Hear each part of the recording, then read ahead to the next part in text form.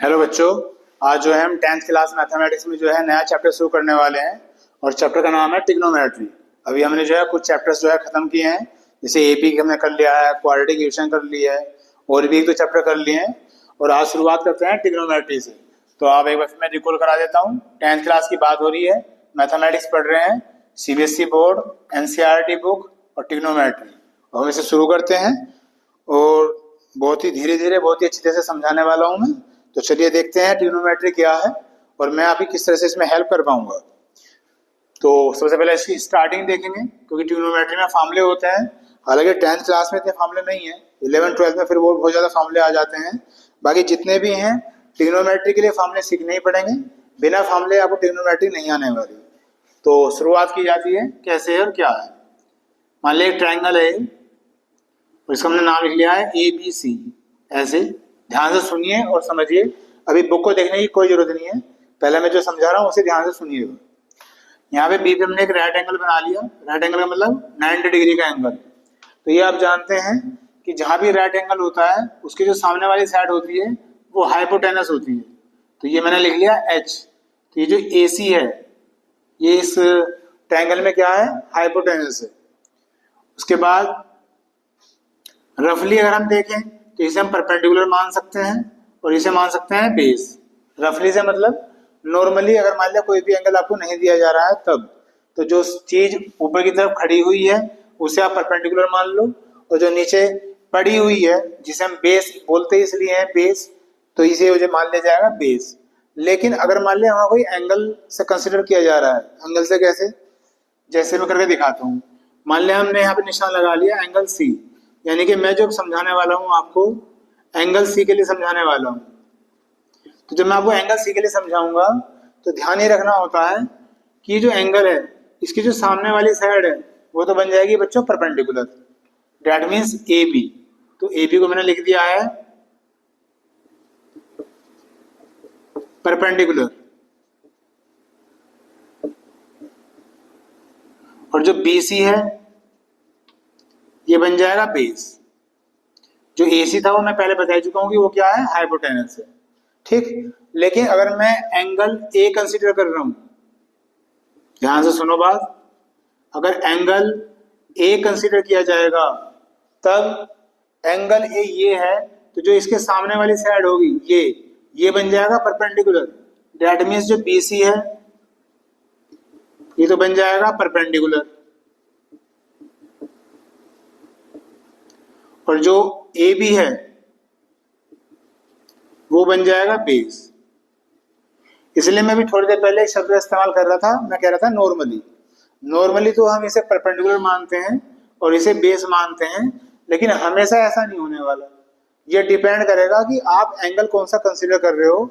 जो सा भी एंगल आप कंसीडर करोगे 90 को छोड़कर, ये तो 90 डिग्री का एंगल हो ही गया, जिसे हम राइट एंगल कह रहे हैं। इसे छोड़ के अगर आप इसे कंसीडर करोगे तो इसके सामने वाली साइड परपेंडिकुलर बन जाएगी, और इसे कंसीडर करोगे तो इसके सामने वाली साइड परपेंडिकुलर बन जाएगी। इस तरह से हमें पहले देखना होता है कि ट्रायंगल में क्या परपेंडिकुलर है, क्या बेस है और क्या हाइपोटेनस है। ठीक है, इतना करने के बाद अब फॉर एग्जाम्पल मैं पहले एंगल C के लिए बात कर लेता हूं दोबारा से। तो आपने एक याद करने का तरीका पढ़ा होगा, उसे बोलते हैं पंडित बद्रीनाथ प्रसाद हर हर बोले। ऐसे याद करा दिया जाता है स्कूल वगैरह में, पंडित बद्रीनाथ प्रसाद हर हर बोले। और ये आप जानते हैं कि ट्रिग्नोमेट्री में जो है 6 फंक्शन होते हैं, साइन, कोस, टैन, कोट, सेक और कोसेक। ठीक, ट्रिग्नोमेट्री जो बनी है वो इन 6 फंक्शन से बनी है।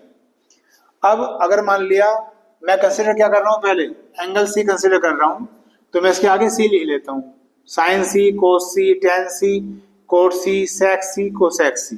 अब आपको जो मैं और बता रहा था ये बात अभी और क्लियर हो जाएगी। अभी ट्रिग्नोमेट्री का 10th क्लास के लिए पहला पीरियड है, तो बिल्कुल बेसिक से समझा रहा हूँ मैं आपको हर चीजें। बहुत ध्यान से सुनो, बहुत ध्यान से समझो, कोई भी दिक्कत आए रिएक्ट करो। ठीक है, चलिए अब साइन C की बात आ रही है, तो मैंने अभी ये लिखा था, तो ये जो ये वाला है कॉलम परपेंडिकुलर अपॉन हाइपोटेनस, ये तो होता है बच्चों साइन के लिए। बेस अपॉन हाइपोटेनस होता है कोस के लिए, और ये परपेंडिकुलर अपॉन बेस क्या होता है, tan के लिए। फिर अगर हम इसे उल्टा बोलेंगे यानी कि हाइपोटेनस अपॉन परपेंडिकुलर, तो साइन का उल्टा क्या होता है, कोसेक। ऐसे ही कोस का उल्टा क्या होता है, सेक। और tan का उल्टा क्या होता है, कोट। अगर आपको ये नहीं पता तो मुझे इसके फॉर्मूले लिखने पड़ेंगे अभी, और अभी भी लिख देता हूं मैं।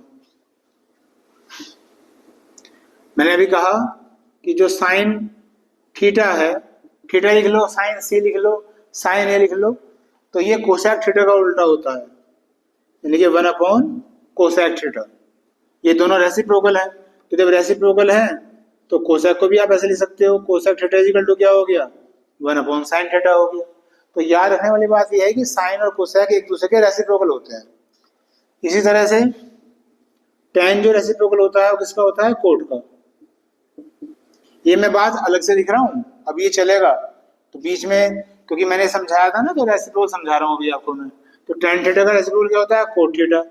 तो कोट थीटा का रेसिप्रोकल क्या हो जाएगा, 1/tan थीटा हो जाएगा, क्योंकि एक दूसरे के रेसिप्रोकल है। अब क्या बचा, सेक और कोस बचा, इसे यहां लिख देते हैं। सेक थीटा जो होता है वो होता है कोस का रेसिप्रोकल, तो कोस किसका हो जाएगा, सेक का हो जाएगा। तो ये आप ध्यान रखें कि कौन किसका रेसिप्रोकल है। रेसिप्रोकल मतलब क्या होता है, उल्टा, उल्टा लिख देते हैं हम। तो कौन किसका रेसिप्रोकल है उसका ध्यान रखना पड़ेगा, ठीक। तो अभी मैं, ये फॉर्मूले हैं हमारे, ये भी मैंने अभी कहा ट्रिग्नोमेट्री में फॉर्मूले हैं। अभी ये बेसिक फॉर्मूले हैं तो ये तो याद रखो कम से कम। तो ये 6 फॉर्मूले हो गए आपके, ठीक। अब ये देखो यहाँ पे, तो मैंने क्या बताया था कि परपेंडिकुलर अपॉन हाइपोटेनस क्या होता है, ये होता है साइन थीटा। और साइन थीटा का रेसिप्रोकल क्या होता है, कोसेक थीटा। तो जब आप इसे उल्टा करके बोलोगे यानी कि हाइपोटेनस अपॉन परपेंडिकुलर बोलोगे, तो फॉर्मूला किसका बन जाएगा, कोसेक थीटा का बन जाएगा। इसी तरह से अभी मैं लिख के दिखाऊंगा ये, अभी तो मैं समझा रहा हूँ आपको। अब ये है बेस अपॉन हाइपोटेनस, तो बेस अपॉन हाइपोटेनस किसका फॉर्मूला बनेगा, कोस थीटा का। और जब उल्टा करके बोलोगे हाइपोटेनस अपॉन बेस, तो किसका बन जाएगा, सेक थीटा का। तो ये कोस थीटा का जो रेसिप्रोकल होता है वो क्या होता है, सेक थीटा होता है। अब परपेंडिकुलर अपॉन बेस बोलोगे तो किसका फॉर्मूला है, tan थीटा का। और बेस अपॉन परपेंडिकुलर बोलोगे तो किसका फॉर्मूला है बच्चों, कोट थीटा का। क्योंकि tan और कोट भी एक दूसरे के क्या होते हैं, रेसिप्रोकल होते हैं, ठीक है। तो ये बात हमने समझ ली, ये फॉर्मूला कैसे काम करेगा हमारा। अब मान लिया हमें साइन सी का फॉर्मूला लिखना है। साइन सी का फॉर्मूला लिखा जा रहा है और ट्रायंगल हमारा ये बना हुआ है, इसे देखो ध्यान से, और जो मैं लिखूंगा उसे ध्यान से देखना है। तो साइन सी की बात हो रही है, सी का मतलब ये, तो इसके सामने वाली साइड क्या बन जाएगी, परपेंडिकुलर। लिख रखा है यहाँ पे कि सी के लिए ए बी तो परपेंडिकुलर है और बी सी क्या है, बेस। अब सोच के देखो कि साइन सी का फॉर्मूला क्या आएगा, पी अपॉन एच। बहुत धीरे धीरे समझा रहा हूं, यानी कि परपेंडिकुलर अपॉन हाइपोटेनस। तो जब हमने सी लिया तो परपेंडिकुलर क्या था हमारा, ए बी, और हाइपोटेनस क्या है, ए सी। तो ये फॉर्मूला बन गया है साइन सी का, ठीक। आगे चलो, अब आ गया है कोस सी। तो कोस के लिए क्या लिखेंगे बच्चों, बेस अपॉन हाइपोटेनस, यानी कि बी अपॉन एच। और बेस क्या था, बी सी था, और हाइपोटेनस क्या था, ए सी। अभी एंगल सी लिख रखा है मैंने, तो सिर्फ एंगल सी को देखना है, इसे नहीं देखना है एंगल ए को। जब मैं एंगल ए लूंगा तब ये देखना है। समझ में आ रहा होगा आपको मैं क्या समझा रहा हूं। उसके बाद आ जाओ tan सी पे। tan क्या है, P अपॉन बी, यानी कि परपेंडिकुलर अपॉन बेस। तो परपेंडिकुलर क्या है, ए बी है, और बेस क्या है बच्चों, बी सी है। ये फॉर्मूला बन गया tan सी का। अब आ जाइए कोट सी पे। अब कोट सी जो है नीचे से उल्टा लिखना पड़ेगा, यानी कि बी अपॉन पी। तो जब इसका उल्टा हो गया तो ये भी उल्टा कर दो, B C upon A B. यहां उल्टा कर दो या वहां से लिख लो। बेस कितना है, बी सी है, और परपेंडिकुलर कितना है, ए बी है। वो आप ऐसे देख लो या यही उल्टा कर दो, वो तो चीज सेम ही आनी है। अब आ गए सेक सी पे। अब ये रहा सेक, सेक इसका उल्टा होता है कोस का, तो उल्टा करके लिखो एच अपॉन बी। एच क्या है, हाइपोटेनस, तो हाइपोटेनस तो ए सी रहेगा, इसमें तो कोई दिक्कत ही नहीं है। और बेस कितना था, बी सी। ये बन गया है इसका फॉर्मूला। उसके बाद आ जाओ कोसेक सी पे, तो कोसेक सी है ये H अपॉन पी। H का मतलब है हाइपोटेनस यानी कि AC, और P का मतलब है परपेंडिकुलर यानी कि AB। तो इस तरह से हमारे 6 के 6 फॉर्मूले आ गए, किसमें, साइड्स में आ गए। ये नोट कर लो आप एक बार। अभी मैं बता रहा हूँ बार बार कि अभी ये पहला पीरियड है इस चैप्टर का, तो हर चीज बहुत ध्यान से समझाई जा रही है।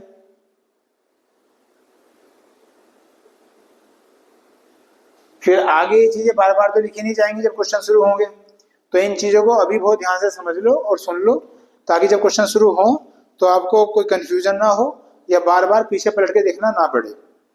ठीक है।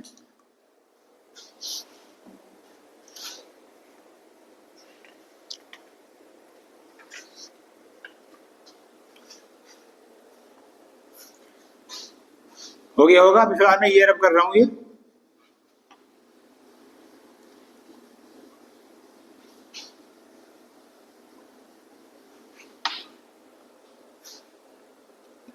अब लेके दिखाता हूं मैं आपको ए वाला एंगल।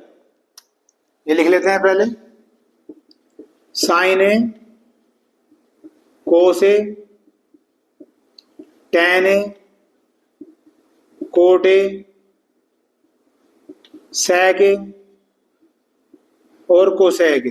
तो पहले सी ले लिया था, अब क्या ले लिया है, ए ले लिया है। तो क्या चेंजेस आएंगे समझ में तो आ गया होगा आपको, फिर भी आप देख लो एक बार। तो साइन है तो फॉर्मूला वही, फॉर्मूला तो चेंज नहीं होने का, क्योंकि यहाँ साइन लिखा हुआ है, ना यहाँ ए लिखा हुआ है ना सी लिखा हुआ है। तो साइन तो जब कभी भी आएगा फॉर्मूला यही होगा, पी अपॉन एच। ये पी अपॉन एच लिख लिया।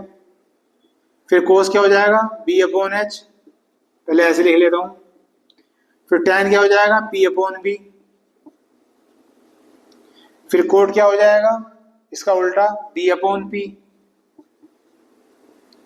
फिर सेक क्या हो जाएगा, कोस का उल्टा, एच अपॉन बी।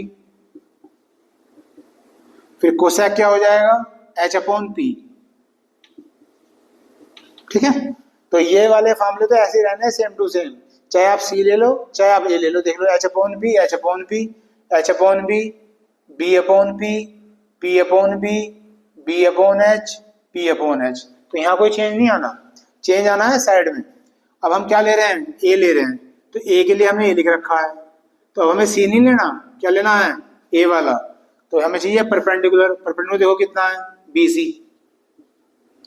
और हाइपोटेनस तो वही रहना है, ए सी। फिर बेस चाहिए, बेस क्या है, ए बी। और हाइपोटेनस क्या है, ए सी। फिर परपेंडिकुलर क्या है, बी सी। और बेस क्या है बच्चों, ए बी। फिर बेस क्या है, ए बी। परपेंडिकुलर क्या है, बी सी। हाइपोटेनस क्या है, ए सी। बी फॉर बेस क्या है, ए बी। हाइपोटेनस वही है, ए सी। और परपेंडिकुलर क्या है, बी सी। तो साइड चेंज हो गई। अब जैसे मैं यहाँ ए ले रहा हूं, दोबारा समझ लो एक बार, ए का मतलब ये, तो हाइपोटेनस तो यही रहना है, इसे तो चेंज कर ही नहीं सकते, क्योंकि तो 90 के सामने वाली जो साइड होती है वो हाइपोटेनस ही रहती है। अब अगर हम ए ये ले रहे हैं, तो जो इसकी सामने वाली साइड है ये जो बी सी है, ये तो बन जाएगी परपेंडिकुलर।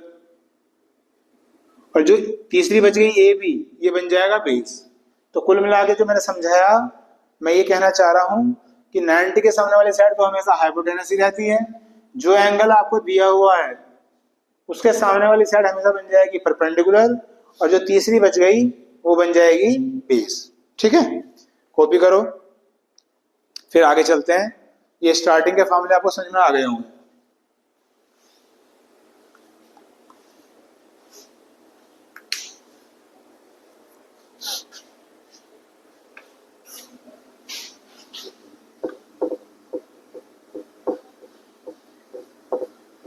चलिए जी, हो गया होगा। आगे की बात करते हैं अब।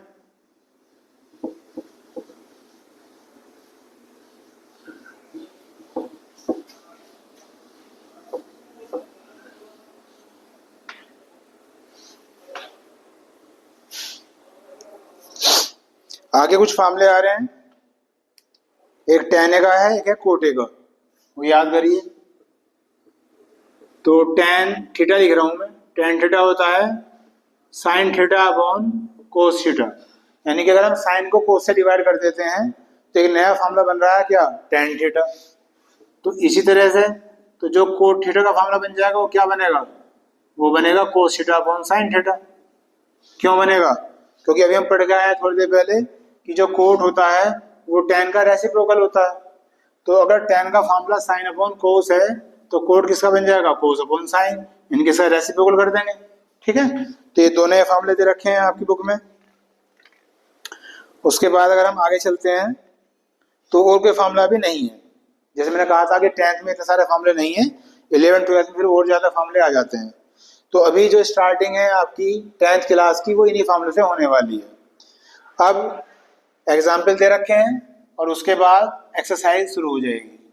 तो पहले एग्जाम्पल करा रहा हूं क्योंकि एग्जाम्पल कुछ इसमें इम्पोर्टेंट है। ठीक है, मेरे पास जो बुक है एनसीईआरटी की उसमें 5 एग्जाम्पल दे रखे हैं और काफ़ी इम्पोर्टेंट एग्जाम्पल हैं। तो मैं पहले यही कराना चाहता हूँ, सारे तो नहीं, जो इम्पोर्टेंट है, फिर हम एक्सरसाइज शुरू करेंगे। तो अभी एग्जाम्पल 1 तो रहने देते हैं, ये तो बेसिक सा क्वेश्चन है, क्योंकि ऐसा क्वेश्चन तो हम एक्सरसाइज में भी कर लेंगे, ये कोई नया नहीं है। अब हम पहले एग्जाम्पल 2 करते हैं बच्चों। ये काफ़ी इंप्रेसिव क्वेश्चन है, काफ़ी इंपॉर्टेंट क्वेश्चन है। तो पहले मैं क्वेश्चन पढ़ रहा हूँ, क्या दे रखा है, क्या पूछा है, वो मैं सब डिफाइन कर रहा हूँ आपको। फिगर भी दे रखी है बना के, पहले फिगर बना लेते हैं। 2 ट्रायंगल दे रखे हैं,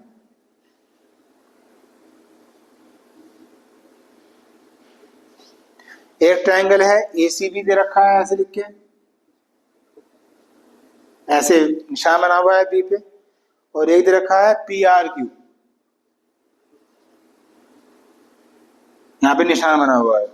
ठीक है, ये 2 ट्रायंगल दे रखे हैं और आपसे क्या कहा गया है, कह रखा है कि angle B and angle Q are acute angles. Question पढ़ रहा हूं मैं, यानी कि एग्जाम्पल 2 पढ़ रहा हूं, साथ साथ पढ़ते रहो, देखते रहो कि जो एंगल B है और जो एंगल Q है ये दोनों के दोनों एक्यूट एंगल्स हैं।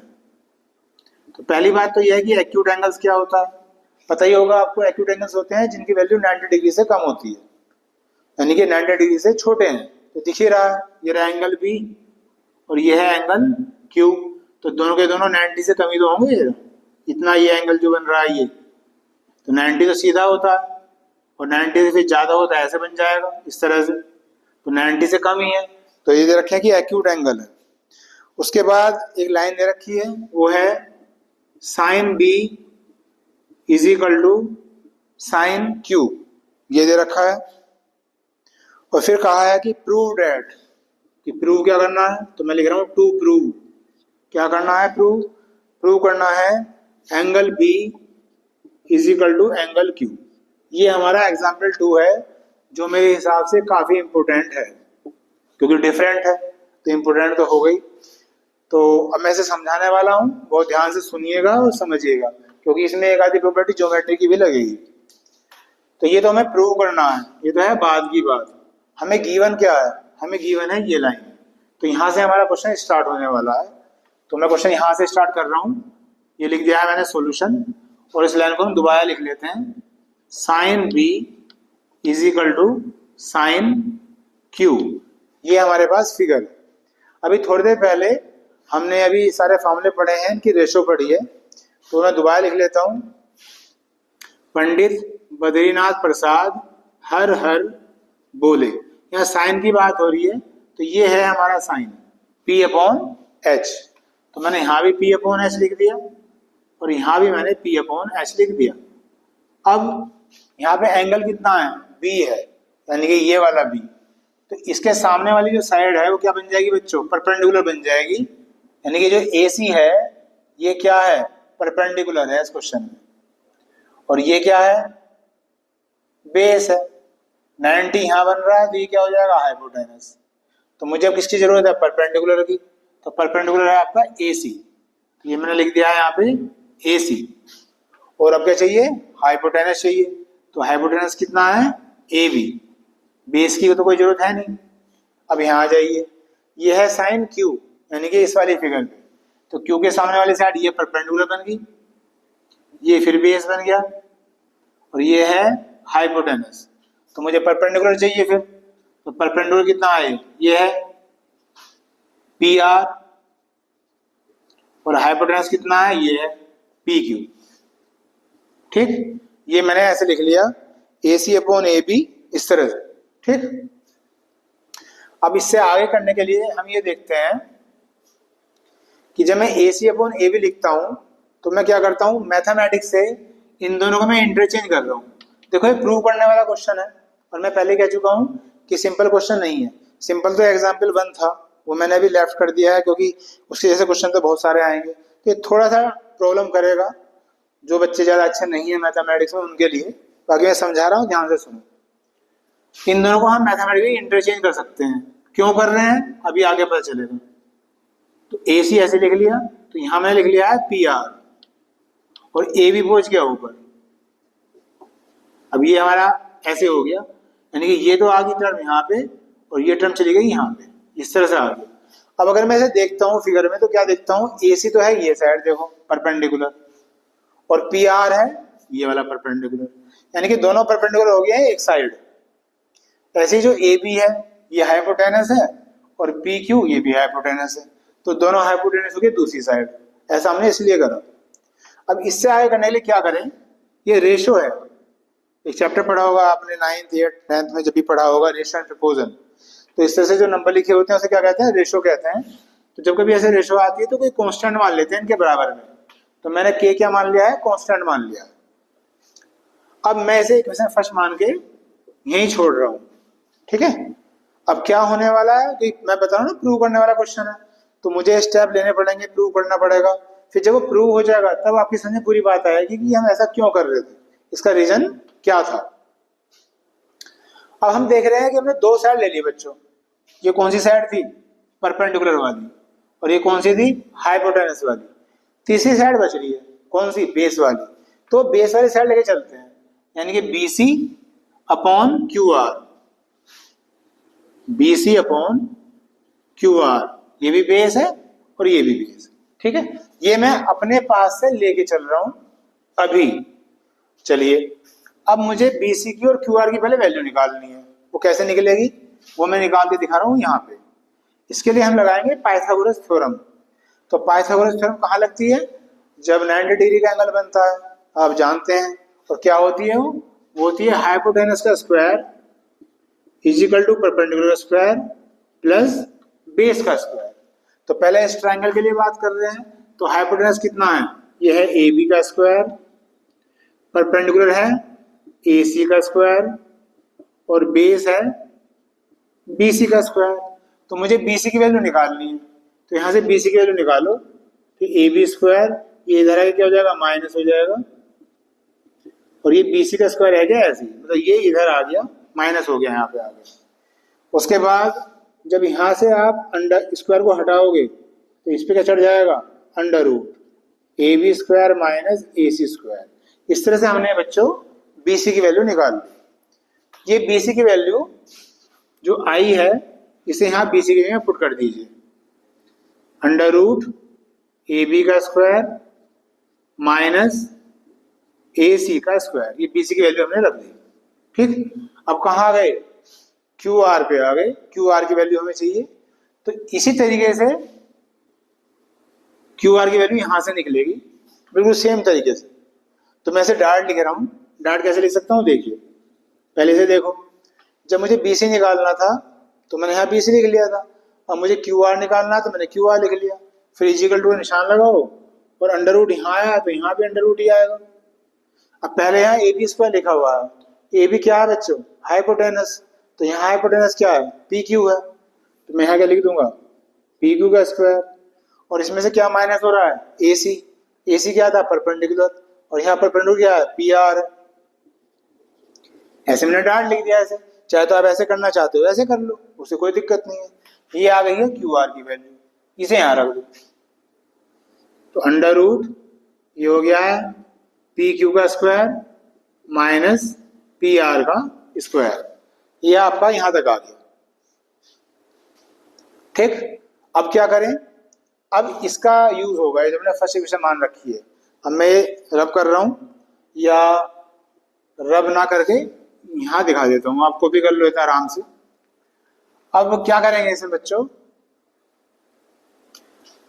एक बार तो इसे और इसे देखो, मतलब इस वाले टर्म को और इसे। तो यहां से जब मैं AC की वैल्यू निकालूंगा इसकी, तो K की मल्टीप्लाई किसमें हो जाएगी, PR में। तो AC की वैल्यू आ गई है KPR आ गई है। ठीक, अब इन दोनों को देखो, तो यहां से AB की वैल्यू निकालो, तो हो जाएगी KPQ। ये AC की वैल्यू आ गई है, ये AB की, और ये AC और AB की वैल्यू यहां रख रहे हैं हम। ठीक, तो रखते हैं अंडर रूट ऐसे ही, ये AB का स्क्वायर है, यानी कि इसका स्क्वायर हो जाएगा, तो हो जाएगा K का स्क्वायर और PQ का स्क्वायर, माइनस फिर AC का स्क्वायर चाहिए, ये हो गया है K का स्क्वायर PR का स्क्वायर, और अपॉन में अंडर रूट जैसे लिखा हुआ है इसे ऐसे लिखिए। अब ऐसा करने से फायदा क्या हुआ, आप देख रहे हो यहाँ भी PQ आ गया, यहाँ भी PQ आ गया, यहाँ भी PR है, यहाँ भी PR है। जब इन्हें सोल्व करेंगे ये वैल्यू कैंसिल हो जाएंगी।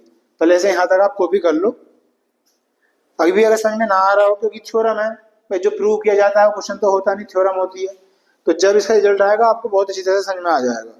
हालांकि क्वेश्चन परेशान बहुत करता है स्टूडेंट को, जैसे मैं पढ़ाता रहता हूँ, जो बैच चल रहे हैं तो मुश्किल से समझ में आता है, बाकी आ जाएगा, उसकी चिंता ना करें।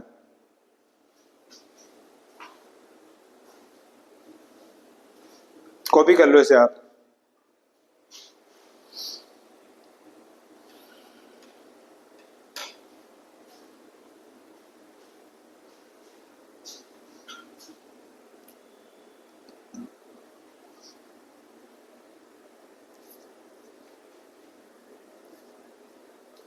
चलिए जी, हो गया होगा।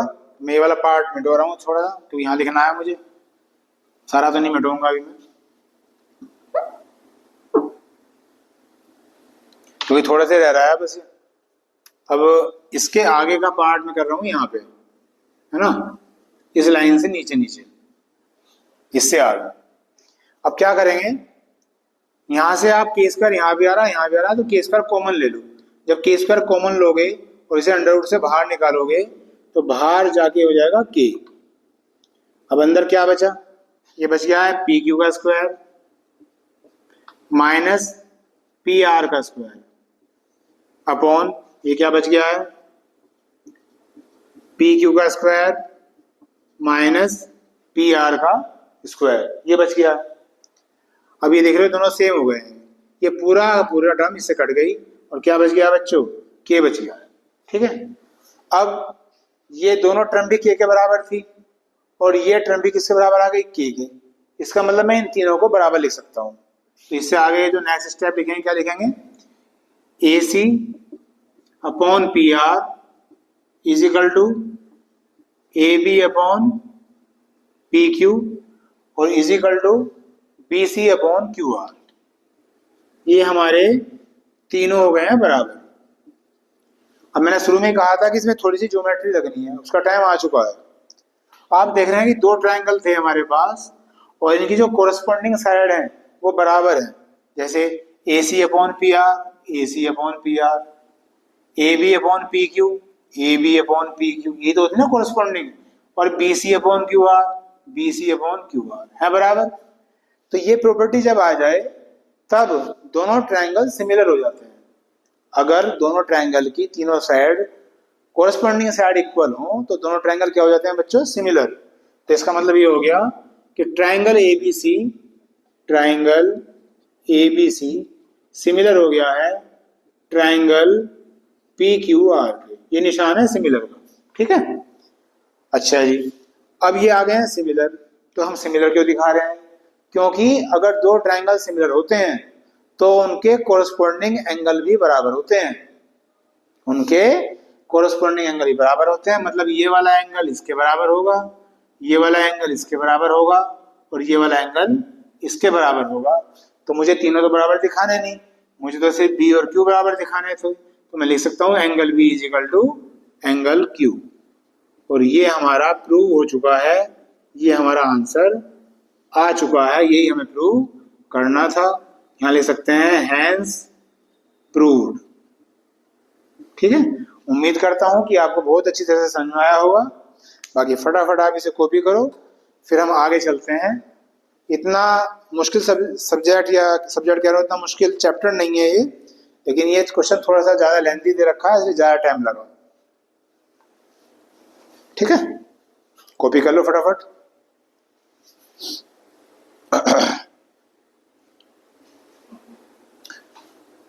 चलिए जी आगे चलते हैं।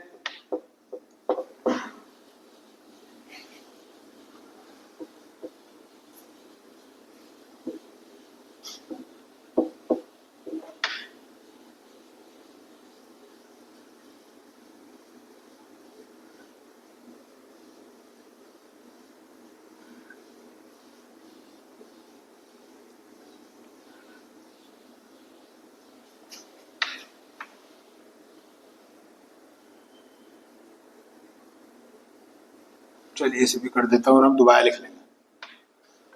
चलिए जी आगे हम करते हैं एग्जाम्पल 3।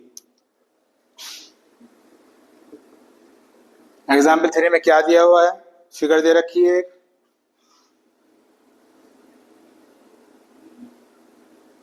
ए है, बी है, सी है, और यहां बना रखा है थीटा, और क्या कर रखा है, इसे लिख रखा है 29, इसे लिख रखा है 21। ठीक, ये दे रखा है फिगर में। अब क्वेश्चन पढ़ लेते हैं। क्वेश्चन में लिखा हुआ है एग्जाम्पल 3, कंसिडर आ ट्रायंगल ACB। एक ट्रायंगल है ACB। ठीक, यहाँ पे 90 डिग्री का एंगल है ही, चाहे वो बना हुआ हो या ना बना हुआ हो। लिख रखा है राइट एंगल एट सी पे राइट एंगल है, इन विच AB तो है 29 और BC है 21। तो कहा है ABC, ये थीटा दे रखा है, तो आपसे कहा है कि इनकी वैल्यू निकालो। दो पार्ट दे रखे हैं। फर्स्ट पार्ट क्या है, cos square theta plus sine square theta. Cos square theta plus sine square theta की वैल्यू निकालिए, ये फर्स्ट पार्ट है। और सेकंड पार्ट है cos square theta minus sine square theta की वैल्यू निकालिए। ये दो पार्ट दे रखे हैं। ठीक है, तो ये चैप्टर का बेसिक सा क्वेश्चन है। चलिए शुरुआत करते हैं। इनकी वैल्यू तो बाद में निकलेंगी, पहले कोस थीटा और साइन थीटा की वैल्यू तो निकाल लो। तो पहले साइन थीटा चाहिए और कोस थीटा चाहिए, तो पहले तो हमें तीसरी साइड निकालनी पड़ेगी। दो साइड दे रखी है ना, तो पहले पाइथागोरस लगाते हैं। तो वही हाइपोटेनस का स्क्वायर, परपेंडिकुलर स्क्वायर और बेस का स्क्वायर।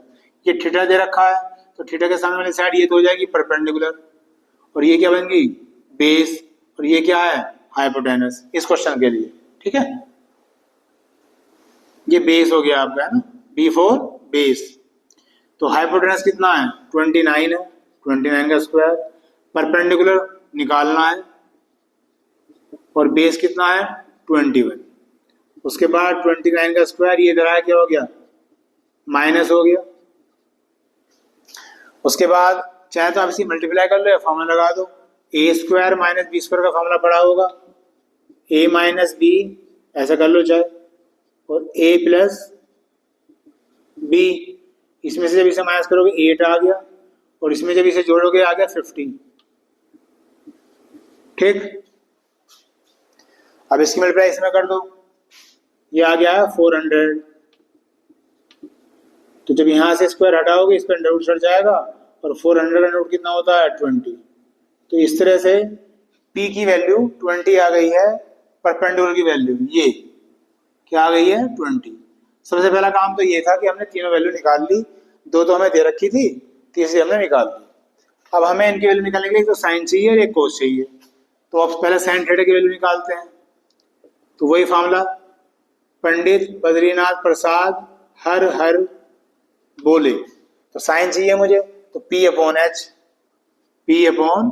यानी कि परपेंडिकुलर अपॉन हाइपोटेनस।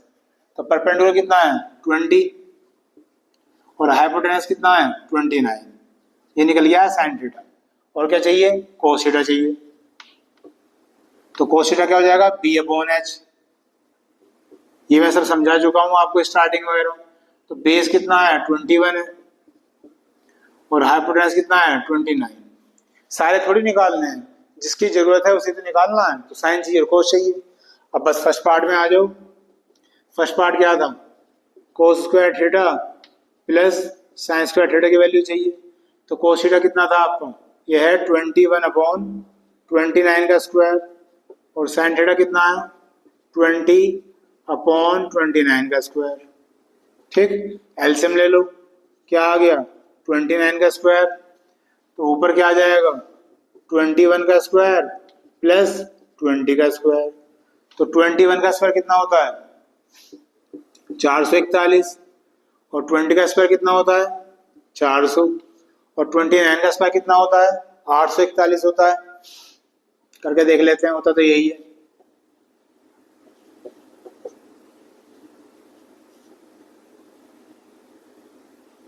ये आ गया 841। तो ऊपर है 841, नीचे भी कितना है 841, ये कैंसिल होगी और आंसर क्या आ गया 1। तो जो फर्स्ट पार्ट था आपका, इसका आंसर आ गया है 1। ठीक, और इसी तरह से जब ये वैल्यू इसमें रखोगे, एलसीएम ले लोगे, सोल्व कर लोगे, तो इसका भी आंसर आ जाएगा। बस ये प्लस है और ये क्या है माइनस है, इतना ही तो फर्क है, और तो कोई फर्क है नहीं। ठीक है, तो ये आपको भी कर लो, ये आपका एग्जाम्पल 3 हो चुका है।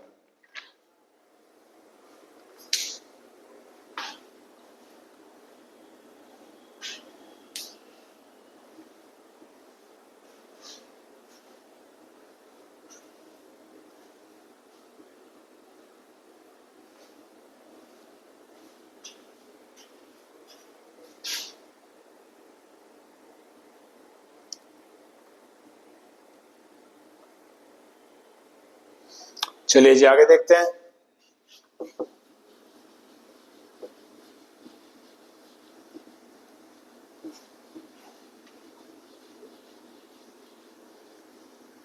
अभी थोड़ा सा एग्जाम्पल करा रहा हूँ, थोड़ा कंफर्टेबल हो जाओगे चैप्टर में। भले ही चाहे 2 क्वेश्चन फालतू करने पड़ जाए, उसकी कोई दिक्कत नहीं है।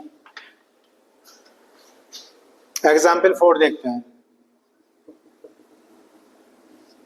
एग्जाम्पल 4 में भी फिगर दे रखी है, ABC ट्रायंगल दे रखा है।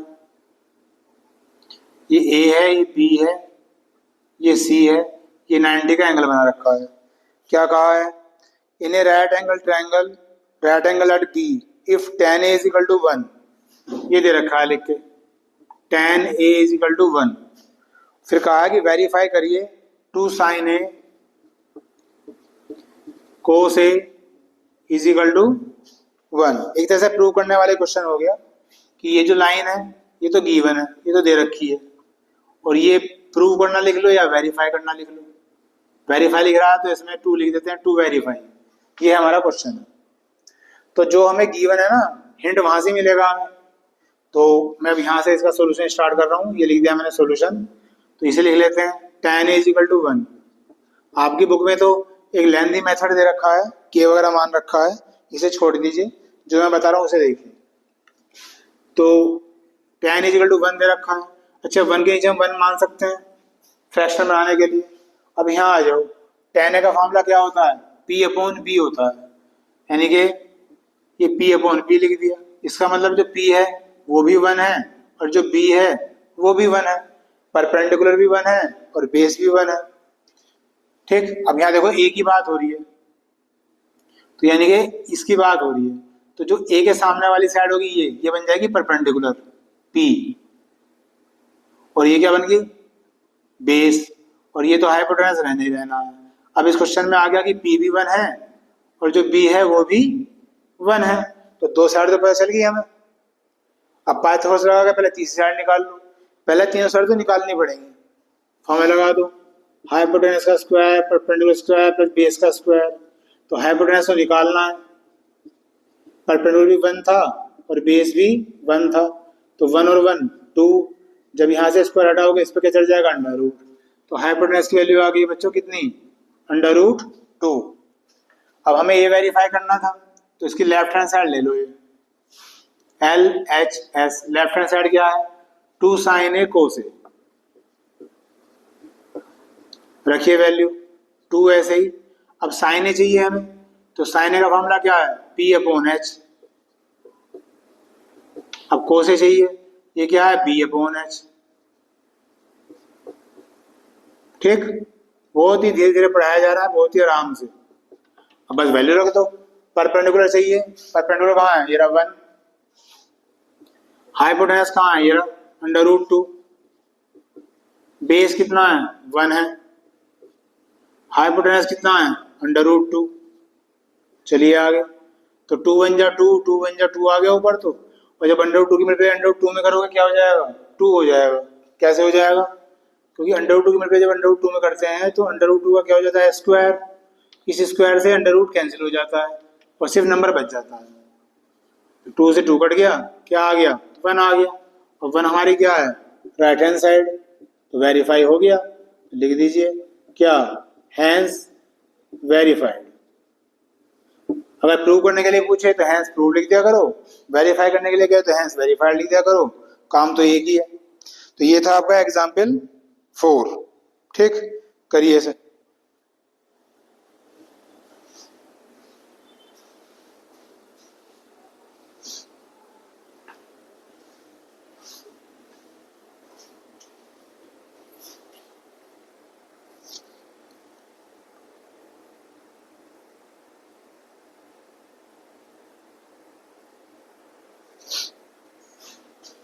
चलिए जी, एक एग्जाम्पल हो रह रहा है, एग्जाम्पल 5 वो करते हैं, उसके बाद फिर एक्सरसाइज शुरू।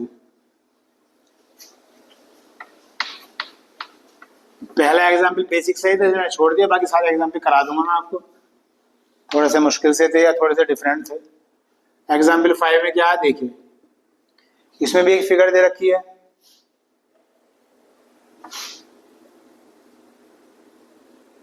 ये O है, ये P है, ये Q है, ये 90 का एंगल बना हुआ है। यहाँ पे 7 सेंटीमीटर लिखा हुआ है, यानी कि ये साइड जो है 7 सेंटीमीटर दे रखी है, ये दे रखा है। और क्या दे रखा है क्वेश्चन में, क्वेश्चन में एक लाइन दे रखी है आपको, OQ minus PQ, OQ minus PQ is equal to 1 centimetre, ये दे रखा है। और क्या है, फिर आपसे कहा है कि साइन Q और कोस Q इनकी वैल्यू निकालनी है, ये है आपका क्वेश्चन। ठीक है, चलिए जी सॉल्यूशन शुरू करते हैं बच्चों, यहां से करते हैं। तो ये साइड तो दे रखी है, तो पहले तो फिर वही काम है, दोनों साइड तो मुझे निकालनी पड़ेगी ना। तो इसके लिए OQ माइनस PQ में डिफरेंस बता रखा है 1 सेंटीमीटर का। तो क्या करता हूं मैं, पहले इसे उतारता हूं जो गिवन है। तो OQ minus PQ is equal to 1। तो इनमें से मैं क्या कर रहा हूँ, ऐड कर लेता हूँ। आपकी बुक में तो फिर अलग तरीके से दे रखा है, बाकी जैसे मैं समझा रहा हूँ वैसे समझिए, इजी पड़ेगा। तो मैं PQ को क्या कर रहा हूँ, PQ को मैंने थोड़ी देर के लिए x मान लिया। तो जब इस x की वैल्यू में यहाँ रख दूंगा इस इक्वेशन में, ये हो जाएगा OQ minus x is equal to 1, इसके यहाँ x रख दिया। तो OQ ये जो x है इसे इधर ले आओ, ये क्या हो गया 1 प्लस एक्स। तो ये OQ हो गया, ये PQ हो गया, और ये PO तो दे रखा था। तीनों साइड आ गई हैं हमारी, और नंबर में नहीं आई हैं, वो भी निकलेंगी, अभी x में आई हैं। अब यहाँ पाइथागोरस लगा दो, तो ये क्या हो गया हाइपोटेनस। ठीक, और यहाँ पे किसकी बात हो रही है बच्चों, देखो Q की बात हो रही है, साइन Q निकालना है और कोस Q निकालना है। तो Q कहाँ है, ये है Q। तो इसके सामने वाली साइड ये तो हो जाएगी परपेंडिकुलर, है ना, और ये क्या हो जाएगी बेस। तो भी मैं पाइथागोरस लगा रहा हूँ, पहले यहाँ लगा लेते हैं, हाइपोटेनस का स्क्वायर, परपेंडिकुलर स्क्वायर, बेस का स्क्वायर। तो हाइपोटेनस तो है ही नहीं, क्या है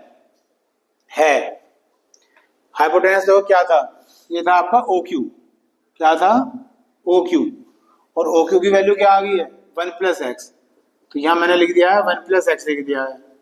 अब चाहिए परपेंडिकुलर, परपेंडिकुलर ये दे रखा 7, तो 7 का स्क्वायर। अब चाहिए बेस, बेस है ये PQ, और PQ क्या मान रखा था मैंने x। ठीक, अब इसे हम सोल्व कर लेते हैं। ये a प्लस बी का होल स्क्वायर का फॉर्मूला लगेगा, यहाँ पे फॉर्मूला जानते ही होगे, फिर भी लिख देता हूँ। क्या होता है a square plus b square plus 2ab, ये हो गया 1 का square plus x square plus 2x। 7 का स्क्वायर हो गया 49 प्लस एक्स स्क्वायर। जब बीच में जी इक्वल टू होता है तो एक जैसे साइन ये कट जाते हैं, ये कट गए, 2x ऐसे ही 49, ये 1 इधर आके माइनस हो गया, ये क्या आ गया है 48, इसको इससे काट दो, ये आ गया है 24, x की वैल्यू आ गई है 24। अब वापस यहाँ आ जाओ, पी क्यू क्या माना था मैंने, ये लिख लेते हैं। तो पी क्यू जो था वो x माना था और x की वैल्यू कितनी आ गई है 24 सेंटीमीटर। और पी क्यू है क्या, ये है पी क्यू, ये है बेस, सब लिख लेते हैं अभी। चलो जी, फिर था ओ क्यू। ओ क्यू की वैल्यू क्या थी 1 प्लस एक्स, एक्स है 24, 24 और 1 कितना हो गया 25 सेंटीमीटर हो गया। और ये ओ क्यू क्या था हाइपोटेनस, ठीक, ये आ गया। और भाई परपेंडिकुलर तो तुम्हें दे रखा है, कितना है परपेंडिकुलर 7, तो तीनों साइड आ गई आपके नंबर में, बस अब क्वेश्चन हो ही जाएगा आपका। अब यहाँ जगह बची हुई तो यहाँ कर रहा हूं मैं। अब निकालना क्या है, साइन क्यू निकालना है, साइन क्यू लिखा, साइन के लिए फॉर्मूला वही क्या, पंडित बद्रीनाथ प्रसाद हर हर बोले तो P अपॉन H है ना। तो P है परपेंडिकुलर, मेरा परपेंडिकुलर कितना है 7 और हाइपोटेनस कितना है जी 25। तो एक तो आया है 7/25 जी, ये आंसर आ गया साइन क्यू। अब क्या निकालना है, कोस क्यू निकालना है। तो कोस क्यू क्या हो जाएगा B अपॉन H, B है बेस और बेस कितना था बच्चों, ये रहा 24 और H कितना था 25 25। तो ये आ गए हैं आंसर, एक ये और एक ये हो गया है आपका क्वेश्चन। ठीक है, उम्मीद करता हूं कि आपका लेक्चर आज समझ में आया होगा। आज इसका ये पहला लेक्चर था ट्रिग्नोमेट्री का 10th क्लास के लिए, और एग्जाम्पल हमने सारे खत्म कर दिए हैं। अब इसकी एक्सरसाइज शुरू होगी, जो मेरे पास बुक है उसमें है 8.1 एक्सरसाइज। तो जब अगला पीरियड आएगा उससे पहले पहले सारे फॉर्मूले याद रखो, जो जो तरीके बताएं वो याद रखो, और फिर ये चैप्टर जो है मिनटों सेकंडों में खत्म हो जाएगा आपको। ठीक है, चलिए आज इतना ही करते हैं, फिर नेक्स्ट पीरियड में जल्दी ही आपसे मुलाकात होगी, तब तक के लिए बाय।